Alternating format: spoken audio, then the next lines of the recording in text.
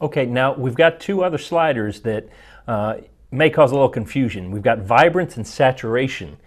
And the difference really comes down to how they boost up the amount of saturation in your image. Saturation is kind of the intensity of the color.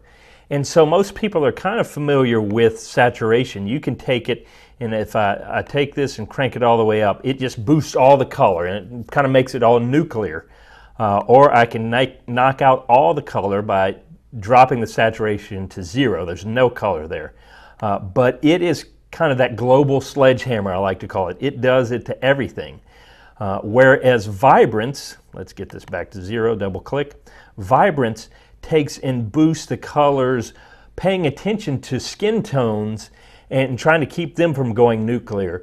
And also it kind of looks at what colors are already bright and vibrant and doesn't boost them up as much as other things that are dull. So what you can look at here is like maybe in this area you see this bead is a little bit brighter, more saturated. So if I crank up vibrance, it's going to not be boosted up as much as the green in the background.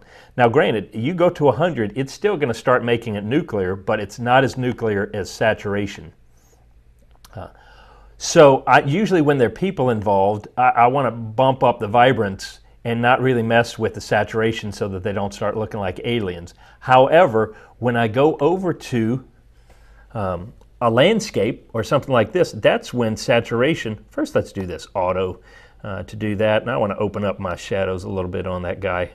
Let's just drop the sky in a little bit more with my highlights. Okay, so now, hey, let's add a little clarity. Remember that adds mid-tone contrast, so it starts to give some detail pop. But now I can add the vibrance, and it keeps it from going too nuclear unless I go that far. But I also, I don't mind adding a little saturation in there. And so those two kind of play well together. Usually if it's a portrait or something like that, I'm cranking up vibrance. And if it's a landscape, I may crank up saturation more if there's not something in there that's going to look nuclear. Just know that saturation is more about increasing everything, and vibrance is a little more selective about what it's boosting the saturation on.